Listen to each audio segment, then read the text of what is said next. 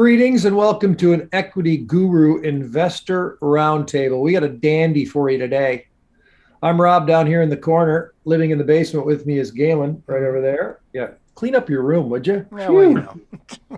Michelle in the far corner and the guru himself right there, Chris Perry.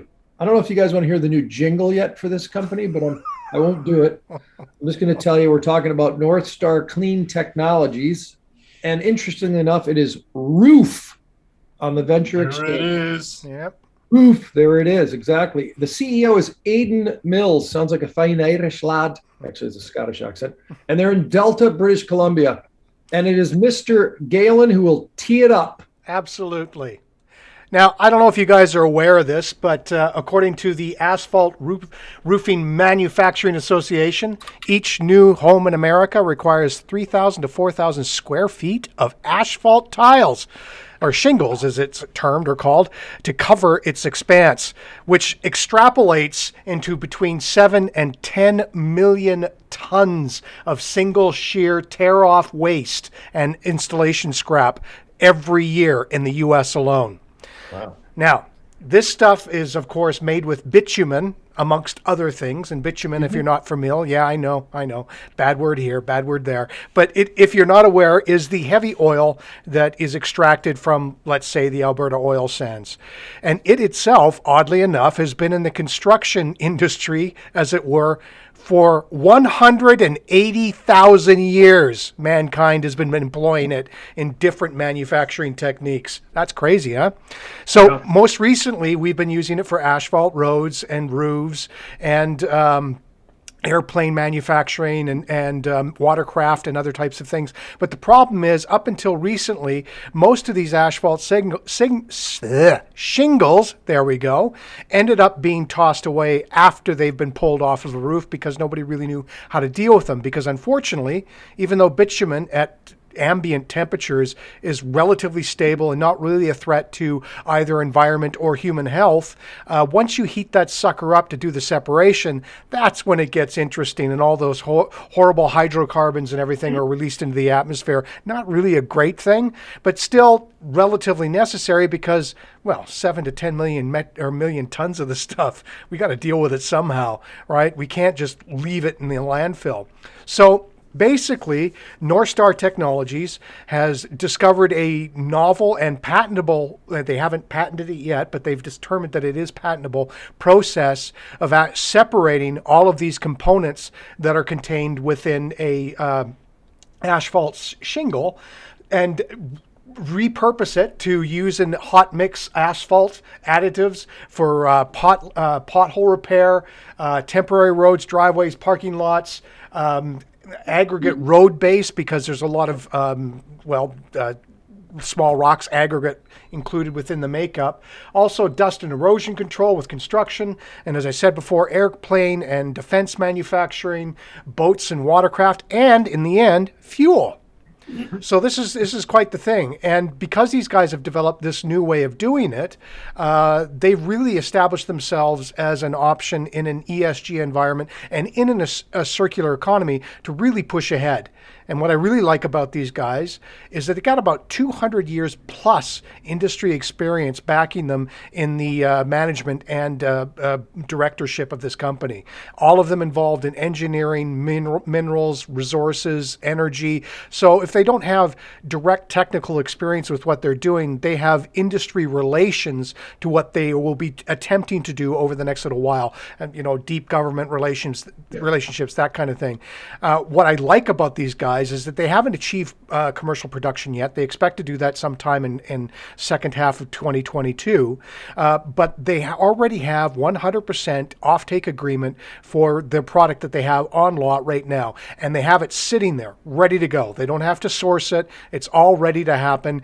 They've got a facility out in Delta, 20,000 square foot warehousing office facility on 4.3 acres of land that they also plan to expand upon in the second half of 2022 as well. So all geared towards growing and producing. And also they got 8 some odd million in the till as of September. They've got a very low debt count. It's only about $500,000 on a revolving or on a credit facility from Van City. And admittedly, there's a high share count. It's for me, I'm just kind of nervous when it gets to these things. A little over 100 million.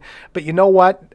With the money in the bank, the stuff already on the floor, the offtake agreement in place, they probably won't have to do much in the way of capital raises over the next little while. They have a nice little market cap that is not explosive. It's about 30 mil. So I like them going forward. These guys have a good vision, great IP, and admittedly, the industry itself has a lot of factors in it which make it kind of brutal. It has a high barrier to entry due to capital expenditures.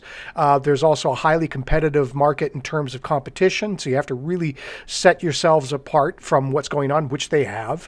And the buyers really call the shots at this point. But I think with a unique offering like they have, they can really sidle up to the buyers. And the good thing about it is that there's a very low threat to substitution as far as products is concerned. So once they get in there, it'll be really hard to displace them. That's my introduction. Very good introduction. Chris Perry, what do you think about circular economies as it relates to Northstar Clean Technologies? Well, I like the circular economy thing. I like what these guys have as a business model. The history on this company might explain why the share count is a little high. This particular company was going to be in the blockchain business a while back. Had raised a bunch of cash, had done some business, some actual business in blockchain world. And just before it was supposed to go public, the CEO of the company decided, hey, you know what? Why do I need to go public? I'm just going to hang private, which caused all the people that had invested in him and were looking for a public exit to have a conniption, myself included. Boardroom coup, out he goes, in goes the new guys, and they brought this business model into the equation. Pretty much everyone's money back, I think, at this point. The company did, for a short spell there, it got its, post going public share price boost, and got itself up to 54 cents. It's now down, well, it's bounced off 25 and is back over 30. Look, I think it's still got some big players into it, and they've got big enough bank balances that they'll give these guys some chance to run and demonstrate that there's a real business model here. I like it. I like the green side of it. I like that it's reasonably unique, and that you can tell someone at a party that you're a part owner of this company and not have them look at you like, you just said, yeah, I've got oil and gas investments. I buy ammunition stock, sometimes it's nice for your investments to actually also be doing some good in the world. And I like Roof. There it is. Nice. There it is. All right, what's Vishal, the chart attack master? Chris just referenced the stock a little bit. So what the hell's been going on? Yeah, so as Chris mentioned, there was a big pop here earlier on after the IPO, the initial pop taking the stock up to about 54 cents around late August. And then from there we peaked, and it's just been a steady decline since then. And yes, we did hit all-time record lows on the 6th of December. So that was Monday. This week we did hit 25 cents. And then from there we did see buyers step in. On that day where we had a record low, we had shares traded of around 900,000. So there's quite a large amount of shares traded. We haven't seen numbers like that since August of this year. So people were picking up, people were selling. And, honestly, when I look at charts like this, first of all, I got to say, this 34 cent zone here, which I have marked in a blue line here, that was our price floor, what we call support. It's now turned into price ceiling, or resistance is the technical term. I think if we want to see a bit of a bullish momentum return to the stock, we sort of need that close above 34 cents to get maybe my eyes and other eyes on it. But below that, nothing right now is saying we could make new record lows.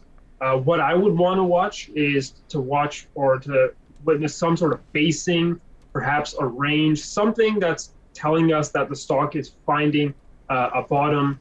I don't really just rely on one candle and a green candle afterwards. I want to see a few candles just ranging and just indicating that there's a battle between the bulls and the bears, and that maybe that there's a potential bottom. But that 34-cent zone, was a very big zone. We did break below it, so I would like to see it close back above that. But as Galen mentioned, I think I should mention here as well, 2022 is the big year for the company. And that's where everything is sort of coming in line. They're right now producing their plant here in Delta. Sorry, it's under production, and then around quarter two of 2022 is when the plant comes online. So this is a company, I think, that is going to have a really big year next year. So it's something that you should consider if you want to pick up some shares around this area. But 2022, in my opinion, is their big year. So I would expect the stock to maybe not do much until we get those catalysts about the production and what comes after that. But I'm not a big fan of this break here at 34 cents, and I think a lot of people watching the stock are thinking the same thing here. All right. Well, they have a new jingle. It's Northstar Clean Technologies. That right there is going to drive for premium content, Rob. It's going to drive the stock price up, and they're going to sing it just like that. It's like I prefer roof. There it is. I think. Yeah. Galen. Yep. So I think my initial thought is, okay, it's way down there and it's going to be a 2022 thing. Do you go ahead and just plunk some cash at a low price now? What are you doing with my $7,500? Well, the problem is that we're still in tax loss season. It hasn't really ended yet. And then also the market has been a little bit depressed. And I think that was part of the reason why we saw a big drop on the 6th of December, because it didn't seem to be happening elsewise. I mean, it was sort of creeping down, but it wasn't really like, but that was the day I think that the whole thing came out for everybody.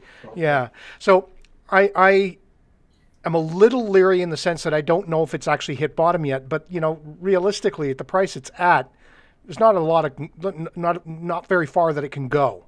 So you know what? I'll put 2,500 in now. I will see how things pan out at the beginning of Q1 2022 and see if it's all starts to gel. And at that point, I'll drop another 3K.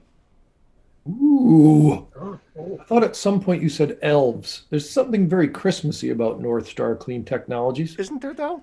Yeah. And at one point, I think you said roof or roofs, like hoof or hooves. But I don't think roofs is the plural of roofs. Did I say roofs? Maybe. Should be though. What are you doing for cash here? What are you doing with my $7,500? Me? Yeah. Well, so this is a weird situation for me in that I currently own about 200,000 shares of the stock. Oh. I will say that I bought them when it was the blockchain thing. I was very into that deal. So I would say when it came public, I wasn't invested in it because I loved it. I was invested in it because that's where I was in life. Yeah. But in full disclosure, have sold off a lot of the stock that I initially had from 50 cents on down to about 35. My break is 28. At this point, though, I think I believe that there will be an upswing. I can see it kind of breaking out on the bottom, and so I'm not in any hurry to offload any more of that stock. I've certainly made my money. And when the market's giving you profits, the most fairest thing you can do is actually take them. But what's left in that stock situation for me is, I think, a long-term strategy of sitting on it and waiting for the business to do what it's going to do. If I was not yet in the stock, I would say this is a really good buy-in. And if you're into the sector, I would be looking at that 5K or so. Nice. I really, for what they're doing in real business, I don't foresee them going lower than they are. I think there's probably a lot of people who were stuck in the initial deal who've probably moved on and taken their profits. And now you've got the true believers of the sector, which hopefully we'll see a lot more buying in the weeks and months ahead. All right, Double V, we're spending some cash. What about you?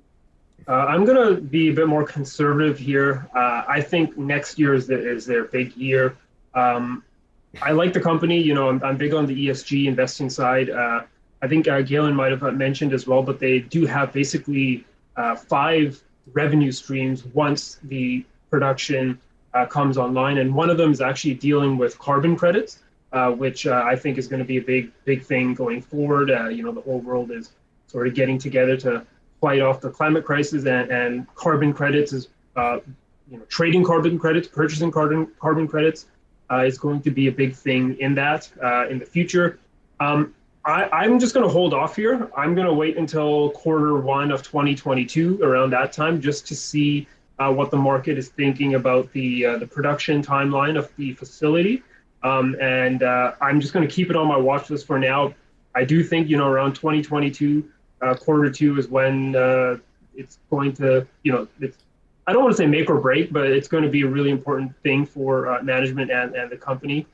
So I'm just going to keep this on my radar, keep it on my watch list, use my money elsewhere for now, and I will follow the company because I do expect them to have a good 2022. I just want to see some of the headlines coming out on the production side come Q1 2022, and then I'll make my decision then. So nothing for now. I'm just going to hold off till Q1 2022 and assess the situation there.